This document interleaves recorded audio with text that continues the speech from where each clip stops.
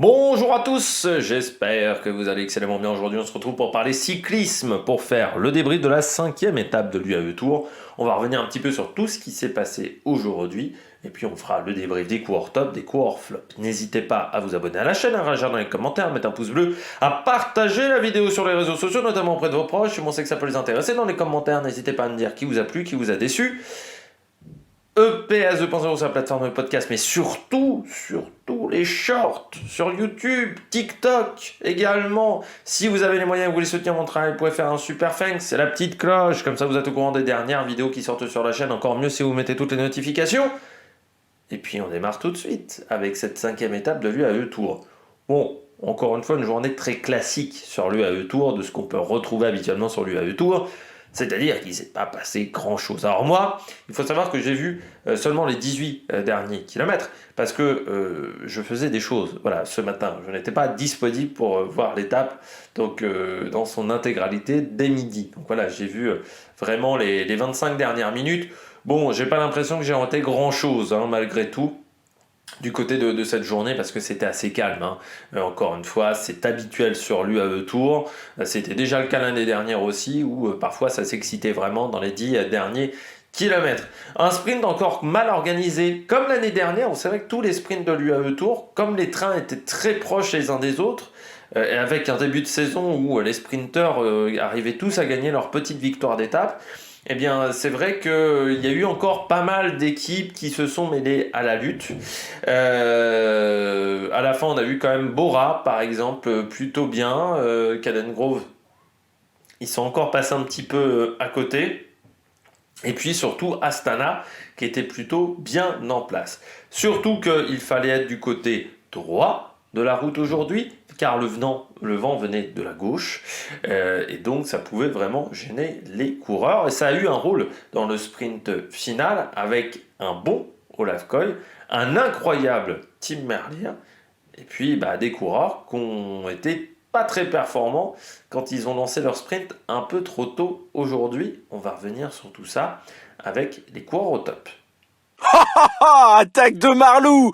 Du côté des coureurs top, aujourd'hui, je commence avec le vainqueur du jour, Olaf Koy. On en avait déjà un petit peu parlé hier de Olaf Koy. J'avais dit, le gros problème d'Olaf Koy, c'est que son train n'a jamais trouvé l'ouverture et qu'il a ensuite décidé de se débarrasser de son train, mais peut-être un peu tardivement et surtout, il était derrière Tim Merlier hier. Il avait pris la 3e place derrière Arvin de Klein, parce qu'il était dans la roue en fait d'Arvin de Klein plutôt. Donc c'est vrai qu'Olaf Koy hier, le sprint était déjà pas mauvais par rapport au premier jour où là ça avait été compliqué pour le coureur néerlandais. Aujourd'hui, pas beaucoup plus aidé par Visma Leasebike. C'est vrai que alors ça a été, c'est-à-dire qu'il n'a pas été mis en difficulté par son équipe, puisque l'année dernière, hier, il était, l'année dernière, l'étape d'hier, pardon, il était presque mis en difficulté par son train qui n'arrivait pas à trouver la ouverture, ce qui fait qu'il se retrouvait à 25e position dans le peloton. Donc là, il s'est débrouillé seul. Il s'est très bien débrouillé seul parce qu'il a pris le bon côté de la route. Il a eu de la chance aussi, c'est qu'il y en a quand même pas mal qui ont fait poisson pilote aujourd'hui. Je pense Cavendish, Ackermann, Gaviria. Ces trois-là ont fait poisson pilote. Et Koy, qui a lancé son sprint un peu après, a été protégé par ces coureurs-là. Il a également été protégé par Tim Merlier, comme ce qu'avait fait Casper Van Duden à l'inverse sur le Alula Tour, où Casper Van Duden avait protégé Tim Merlier lors de l'étape, c'était 4, un truc comme ça, l'étape 3, l'étape 4, celle qui arrivait sur le circuit de Dromadaire, le circuit de Chameau je crois en plus plutôt, mais du côté d'Olaf Koy, eh bien ça a été la situation inverse, c'est-à-dire que Merlier a protégé en fait Olaf Koy un petit peu du vent, ce qui fait que même si Merlier était très puissant, eh bien ça n'a pas suffi à battre Olaf Koy. Donc c'est bien première victoire de la saison pour le néerlandais deuxième victoire de la saison pardon, parce qu'il avait remporté la Classica d'Almeria grâce à un très gros travail ce jour-là de Van Aert, donc deuxième victoire, puis ça montre encore que ça fait partie aujourd'hui des meilleurs sprinteurs du peloton. Olaf Koy, c'est l'un des meilleurs sprinteurs qui n'est pas Chalpecin de Koninck. Olaf Koy aujourd'hui. C'est vrai que Olaf Koy, il sait très bien se débrouiller seul, donc il fait du très très bon boulot aujourd'hui. Chapeau, ça reste un sprinter court, Koy, mais dans ce domaine-là, il est rarement battu. Hein. Sur ce registre 200 mètres, enfin accélération à 200 mètres de l'arrivée victoire, c'est vrai qu'il est assez difficilement battable, Olaf Koy. Il y a peu de mecs qui sont capables d'atteindre son niveau. Peut-être Philipsen, sur des sprints très courts. Il est très fort dans ce domaine-là. Je continue avec un qui arrive à être performant sur des sprints un peu plus longs. C'est Tim Merlier. Mais là, il y avait un petit peu trop d'éléments contre lui. Tim Merlier. Parce que c'est vrai que là, aujourd'hui, les éléments se sont acharnés. Le vent, la crevaison. Il était bien dégonflé à l'arrivée. Tim Merlier, qui jouait à Dada sur mon billet sur son vélo à l'arrivée de la course. Mais c'est vrai que Merlier, il a réussi quand même une grosse performance aujourd'hui. C'est-à-dire, s'il gagne pas nos corseux, lui, je serais surpris quand même. À part s'il a un problème mécanique, parce que Tim Merlier, dans le final, il sprint, il fait tout ce qu'il faut pas faire. C'est-à-dire, bon, déjà, son équipe plaide pas des masses. Contrairement à la veille, Van der Berge a été moins intéressant que hier où Van der Berge avait fait du bon travail. Et Merlier en plus, il est du mauvais côté de la route, côté du vent. Donc côté qui est pas idéal. Quand il lance son sprint, c'est pas simple du côté de Merlier. Plus la crevaison, quand vous avez une crevaison, je te rappelle un principe de base, crevaison, c'est-à-dire qu'il y a moins d'air dans le pneu. C'est-à-dire que le pneu est dégonflé, mais ça veut dire que le pneu est par exemple un bar, imaginons, parce que là il était vraiment plus gonflé énormément, Merlier, c'est-à-dire que le pneu il s'écrase sous votre poids, donc il y a plus de résistance dans ce genre de situation que si votre pneu est bien gonflé. Plus votre pneu est gonflé, moins il a de résistance, donc moins il a d'adhérence, mais moins il y a de la résistance, de la friction au niveau du sol. Et là, du côté de Merlier, son pneu, il avait une résistance au sol. Ça, c'était vraiment... elle était importante, la résistance au sol. Donc, réussir à atteindre cette vitesse-là, vent de face, avec le pneu arrière dégonflé, c'est pour vous dire qu'aujourd'hui, si il n'y avait pas eu, on va dire, tous ces problèmes-là, il mettait 2 vélos à tout le monde. Hein. Donc, il est largement plus en forme pour le moment que ses adversaires. Ça veut dire que si Merlier, moi, je le voyais encore pas sur un grand tour, je me dis, c'est une erreur de son équipe. Parce que on le voit déjà de l'année dernière, on le voit encore cette année, il est capable de battre les meilleurs sprinteurs du monde. Merlier. De toute façon, il l'avait déjà montré chez Alpecin à l'époque. Donc je ne comprends pas pourquoi l'année dernière on ne l'a pas mis sur un grand tour. Et pour moi, ça serait une erreur cette année si on ne le mettait pas sur un grand tour. Merlier, par exemple, le Giro, c'est totalement pour lui. Et voilà. En plus, ce parcours n'est pas très difficile. Donc pour moi, il faut mettre Merlier leader du côté du sprint sur le prochain Tour d'Italie. Mais je n'avais pas compris pourquoi on avait choisi Jakobsen l'année dernière par rapport à Merlier sur le Tour de France. Parce que pour moi, Merlier, il est quand même très fort, et surtout très fort sur les sprints. Alors, pas aussi long que les sprints de Pedersen, mais quand même sur les sprints gérés 250 mètres, il est très fort, Merlier, parce qu'il est très puissant, et il arrive à garder sa vitesse, son pic de vitesse très longtemps. Vous savez, je vous explique toujours qu'un sprint en cyclisme, c'est comme un 100 mètres en athlétisme. C'est-à-dire, il y a la phase de poussée, la phase où tu prends, on va dire, ta vitesse. Tu as la phase où tu atteins ton pic de vitesse. Et ensuite, l'objectif, c'est que ton pic de vitesse, tu arrives à le conserver le plus longtemps possible. Et Merlier, il a cette force-là de réussir à garder ce pic le plus longtemps possible, comme un coureur de 100 mètres. C'est ce qui fait la différence en athlétisme entre un mec qui est bon sur 60 mètres en salle et un mec qui est bon sur 100 mètres. C'est cette capacité à garder ce pic de vitesse. Et là, il est très fort dans ce domaine-là. Et grâce à sa puissance physique. C'est un grand physique. Troisième coureur top, lui, sacré perf quand même. Milan Fretin. Milan Fretin aujourd'hui, 5e de l'étape, encore un Cofidis, vous allez me dire. Hier, c'était Agnoloski. Aujourd'hui, Milan Fretin. Déjà, à Cofidis, il marque des points sur l'UAE Tour, ce qui n'était pas forcément assuré au départ quand tu voyais l'effectif. C'était pas sûr du côté de l'effectif de la Cofidis. Mais surtout, je rappelle que Fretin, il y a encore 4 jours, il est dans la chute, il est sacrément amoché dans la chute. Moi, je vous avais dit même, il a abandonné Fretin. Parce que je pensais qu'il allait pas repartir dans la chute. Vraiment, il a pris cher, Milan Fretin. Il est quasiment dans la civière. pour 4 jours après finir 5e. C'est les émotions pour Milan Fretin. Hein. Et sur une épreuve World Tour, pour un coureur qui, je rappelle, l'année dernière, était chez Flanders Valoise. Donc c'est quand même un monde de différence hein, quand on passe de Flanders Valoise, qui est l'une des équipes les plus en difficulté en ce moment en 2e division, et qu'on arrive chez Cofidis en World Tour sur l'UAE Tour. Eh bien, c'est chapeau. Et puis, c'est quand même un mec qui, à Milan Fretin, a eu des résultats. Hein. 4e d'une étape sur le Down Under, 4e d'une étape sur la Surf Coast, 4e de la Surf Coast Classic en Australie, derrière Binyam Girmay. Et puis 6e de la Classica des Almeria, également derrière Olaf Koy. Donc là, 5e. Il poursuit, il est en forme. On le verra notamment sur le Région Pays de la Loire Tour. Et puis, à Nokere-Corseux aussi, ou à Paris-Roubaix. C'est son programme de début de saison au coureur belge.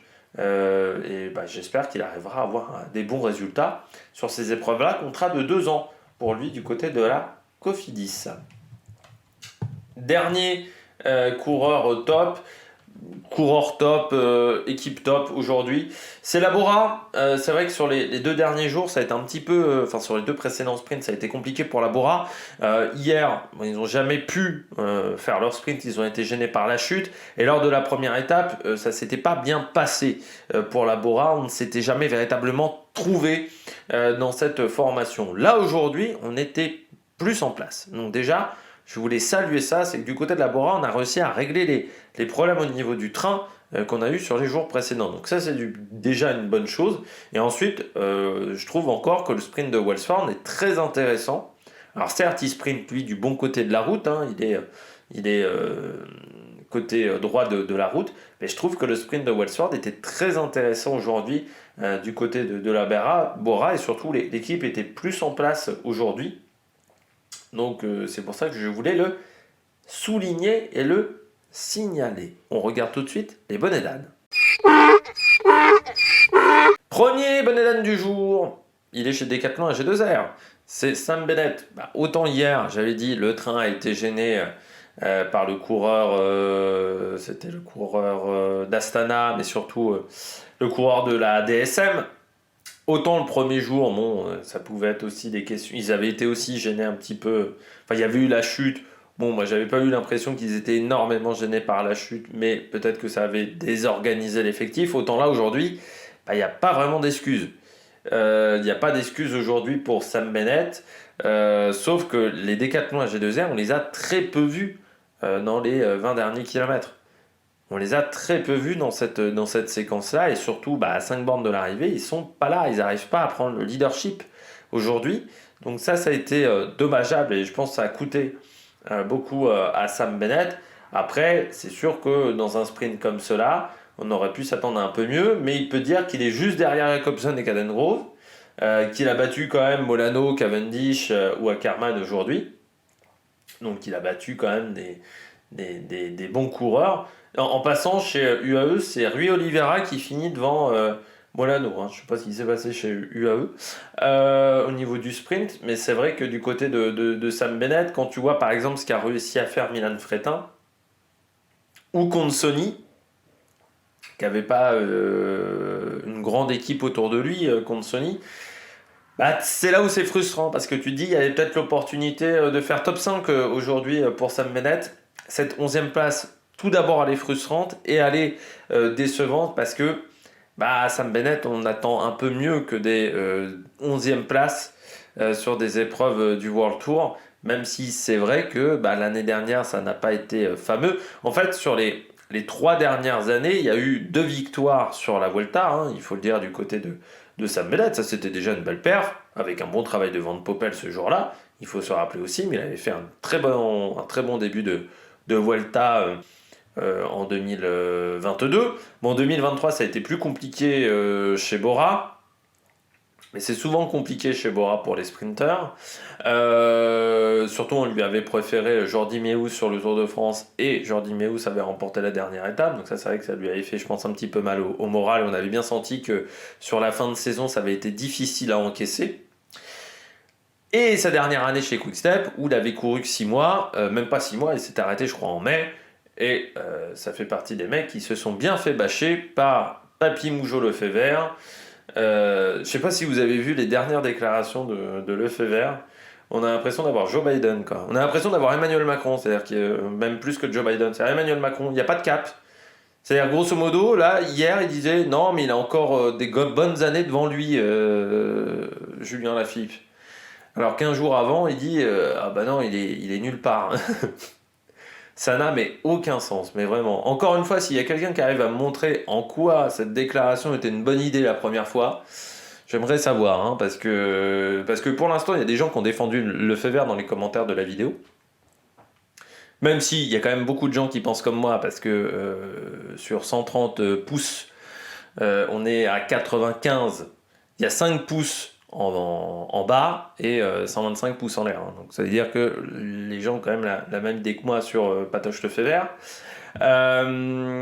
Et surtout, dans les défenseurs de Lefebvre, il n'y a toujours personne qui a réussi à répondre à cette question. En quoi communiquer de cette manière dans le journal il y a 2 jours, c'était une bonne idée?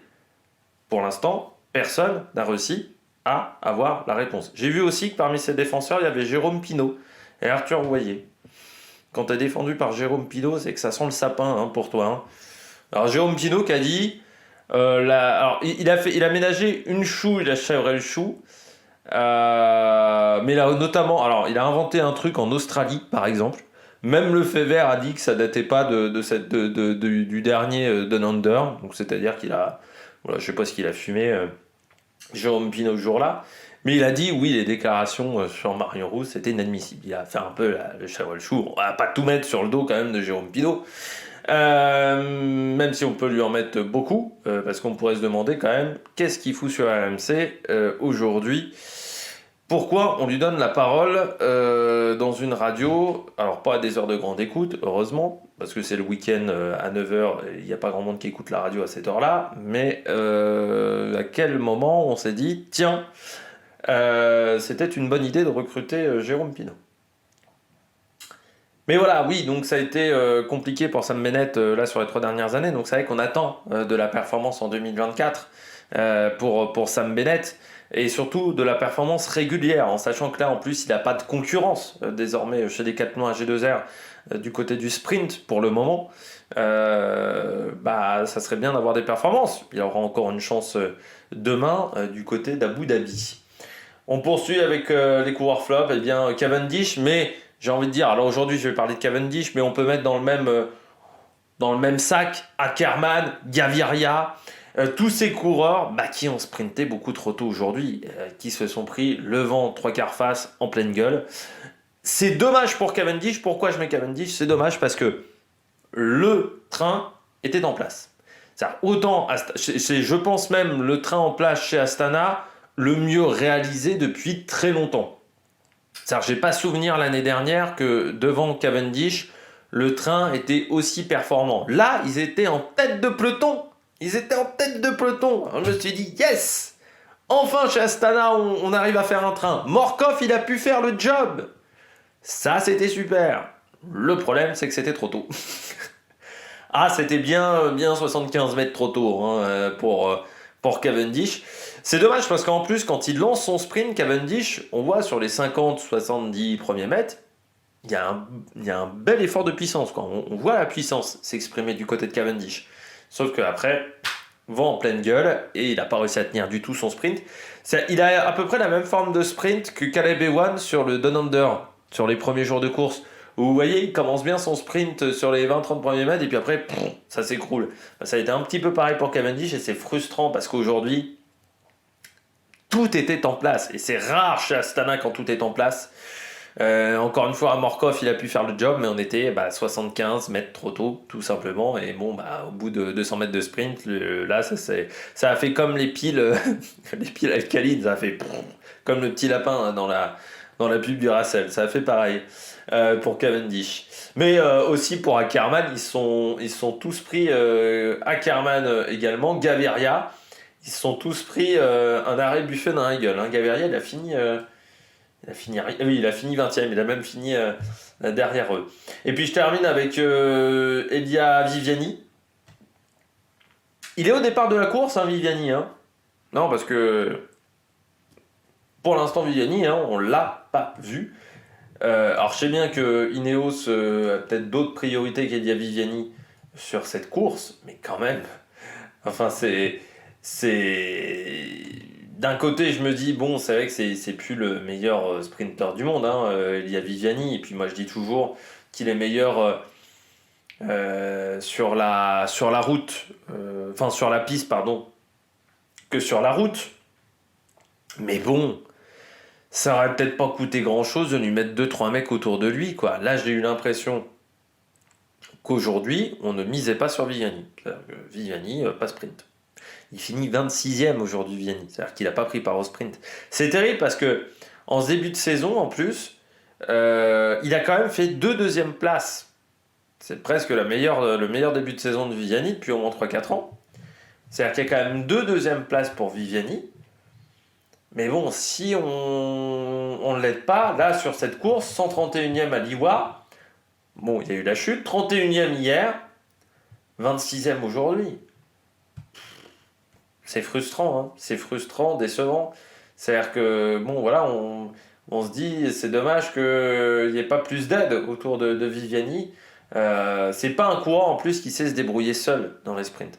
Viviani, il a jamais su se débrouiller seul. Il a besoin d'un train, il a besoin en plus d'avoir confiance dans son train. Mais là, c'est vrai que je me dis, bah là, il n'y a pas de train quoi, chez Ineos. Alors que bon, certes, il y a Tobias Foss, par exemple. Pourquoi pas je ne sais pas où il est dans le général, Tobias Foss. Il est 7ème, voilà. Bon, t'arrives Erasmus. Mais en dehors de ces deux-là, le reste de l'équipe aurait pu aider Viviani pour aller jouer le sprint. Donc c'est dommage de ne pas miser sur ce coureur-là, surtout que, encore une fois, la condition physique a l'air quand même d'être meilleure que les années précédentes. Autant j'avais émis des doutes après le premier jour de course au Down Under, j'avais dit, j'ai l'impression quand même qu'il est massif. Mais il a peut-être pris du poids aussi pour la piste, hein, Viviani, parce que bah, aujourd'hui c'est là où il a ses meilleurs résultats. Il a peut-être repris un peu de masse musculaire aussi au niveau puissance. Viviani s'est peut-être dit c'est ça qui lui manque par rapport à certains sprinters. Mais voilà, c'est dommage parce qu'il y a deux deuxièmes places, donc le début de saison, encore une fois, est loin d'être catastrophique pour le coureur italien, sauf que bah, on ne l'aide pas des masses, donc il se retrouve un petit peu en difficulté. Un deuxième de la Surf Coast Classic, deuxième également de l'étape de Campbellton sur le Tour de Lander, sur la Surf Coast Classic, donc il était derrière Guermey, mais devant Strong, Fretin et Lorenz Pitti. Voilà, et devant notamment Caleb Ewan, hein, aussi dans un sprint comme ça, qui était dans un deuxième groupe. Et à Campbellton, ah bah j'ai fermé, alors attendez, hop, là, à Campbellton, bah, il était derrière Wellsford, mais devant Maclay, Pitti, Canter, Caleb Ewan, Hodge, Guermey, Narvaez, Lippins. Donc c'était quand même pas mal pour le coureur français, mais il y avait aussi moins de bagarres de train. Là, c'est vrai que sur l'UAE Tour, si tu viens pas avec un train, c'est quand même compliqué pour aller te battre pour la victoire. Allez, on regarde tout de suite l'étape de demain. On regarde le parcours de l'étape de demain, un peu un classique de l'UAE Tour, et un classique qui est apparemment très passionnant, comme l'étape de Dubaï. Là, ça sera du côté d'Abu Dhabi, c'est un petit peu la même idée que Dubaï, c'est-à-dire on est sur des énormes routes, des énormes avenues, quasiment des autoroutes sur le parcours, et surtout c'est totalement plat, comme vous pouvez le voir. Le point culminant de cette étape doit être à 12 mètres d'altitude, c'est Almaria Island. C'est vraiment compliqué de faire plus plat que cette journée, donc ça va être un sprint forcément à l'arrivée de ces 138 km, mais il faudra faire attention à une notion importante. Abu Dhabi, c'est une baie, donc forcément on est près de la mer, et ça veut dire qu'il peut y avoir du vent du côté de cette étape, parce que comme vous le voyez, on passera notamment par le Louvre, la Sorbonne, l'Yas Marina, et la jetée, je pense, ça doit être un truc comme ça, mais vous voyez qu'on n'est jamais loin de l'eau, et donc forcément il peut y avoir du vent. Et ça, il va falloir faire attention, surtout qu'on va faire un petit peu des nœuds dans un sens, dans l'autre sens, ouais, on va passer des fois dans l'avenue d'un côté et de l'autre, ce qui fait qu'on pourrait avoir des surprises avec ce vent. Donc faire attention à Abu Dhabi, normalement c'est sprint parce que c'est tout plat, mais il faudra faire attention au vent. Et puis aussi un paramètre à prendre en compte, on sera pendant toute la journée en ville, c'est-à-dire qu'il y aura quand même quelques changements de direction, donc faire attention aux chutes qui peuvent arriver, surtout dans le final, si ça commence à être très très nerveux. Eh bien, on verra ça, ça sera l'avant-dernière étape de cette UAE Tour, et puis dimanche, il y aura une étape avec une arrivée au sommet. D'ici là, n'hésitez pas à vous abonner à la chaîne, à réagir dans les commentaires, à mettre un pouce bleu. Et puis nous, on se retrouve pour de nouvelles aventures sur la Mec Production. Ciao ciao!